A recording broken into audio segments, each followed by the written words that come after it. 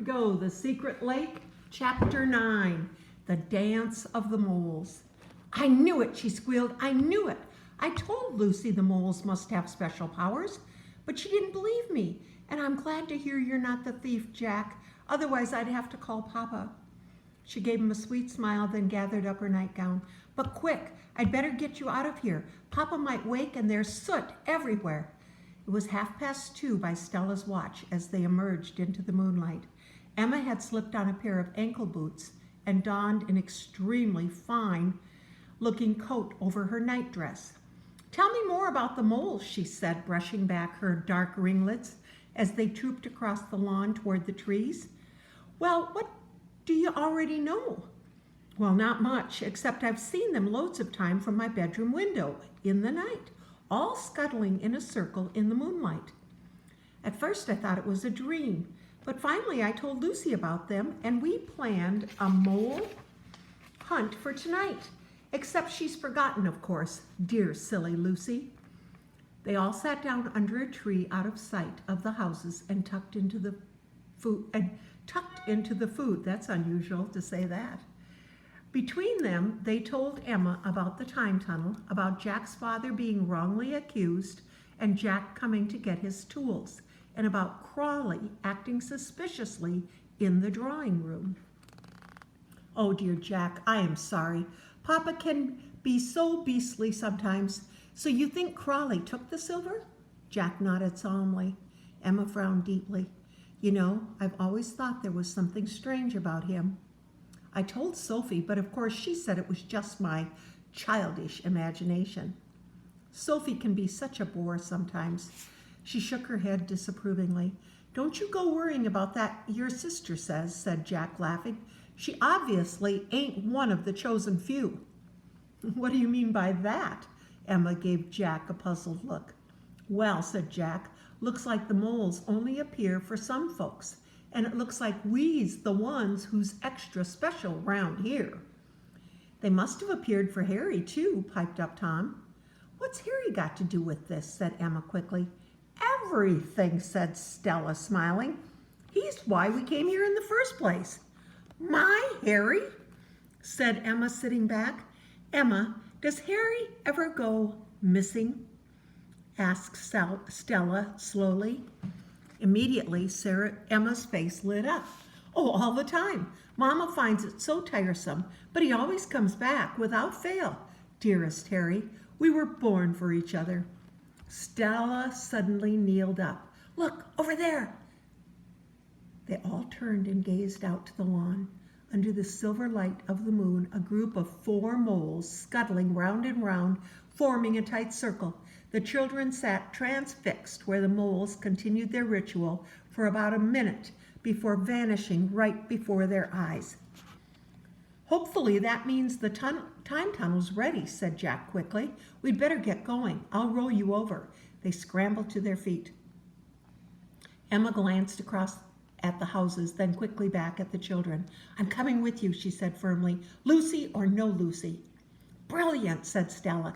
And I'll tell my parents you're a neighbor's niece from Australia, and you've come to visit for the day.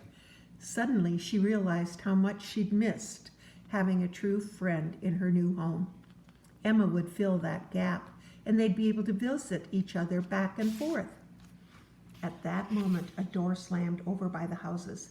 Within seconds, men's voices and the crack of dry twigs underfoot echoed around the garden. Emma, Emma, where are you? Are you out there? Crawley, you go that way. Oh no, it's Papa, gasped Emma, terrified. Quick, you must go. Tom immediately turned and started running towards the woods. Emma, darling, are you out here? Mrs. Gladstone's anxious calls had joined the chorus. Come on, Stella, we must go, said Jack. Run, Stella, run. Emma's voice was quivering as her eyes filled with tears. I'm coming, Papa, she shouted without moving. It was only Harry. Let's go, Stella, said Jack. Stella stared into Emma's eyes. Was their adventure really ending so soon? Come on, will ya? The tunnel won't wait forever. Jack was tugging at Stella's sleeve, and now, as his words echoed in her ears, she found herself glancing, as if in slow motion, from Emma to a tall figure of a man racing across the lawn towards them. "You get back! I'll brush him off!" And before Stella could react, he had pushed past her and dashed out onto the path of Henry Gladstone. "It's the boy," roared Mr. Gladstone. "I'm going after him. Emma's here." Stella glanced back at Emma. "Find the tunnel. Come and see us," she whispered, holding back her tears. And then she turned and ran towards the trees. Tom and Stella entered the wood, breathless. Stella flicked on her torch as they crashed through the branches in a half-run. "Don't worry, Tom. We'll be home soon," she said, panting. "But what about Jack?" cried Tom.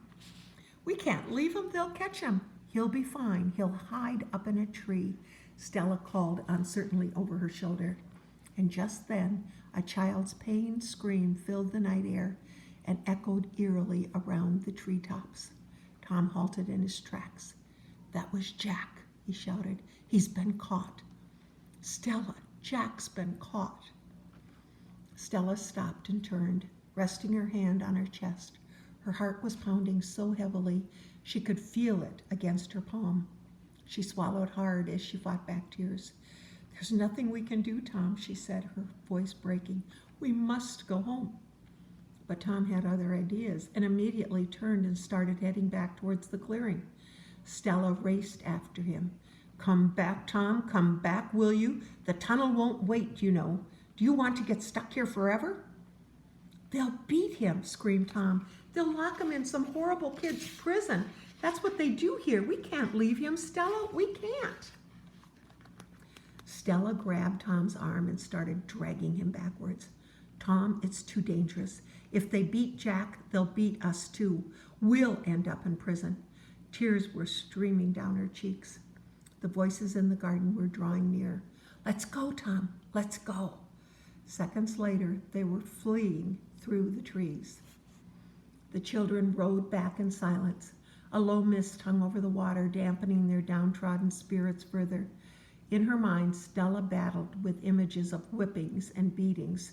Crawley had it in for Jack, of what she was sure. Why, oh, why had she lingered on the lawn? She sighed deeply but said nothing. Tom stared despondently at the seat where Jack had sat earlier. They haven't even had a chance to say goodbye. Slowly, he started to sob. "You first," said Stella quietly as she gave Tom a leg up to the first nodule on the tree. The higher they climbed, the darker the air all around them became so very soon the dense branches had completely blotted out the light of the moon. Stella flicked on her torch again. Moments later, Tom located the first rung of the ladder. And now, as he climbed towards the light source in silence, all he could think about was coming back down and rescuing Jack. The end of chapter 9.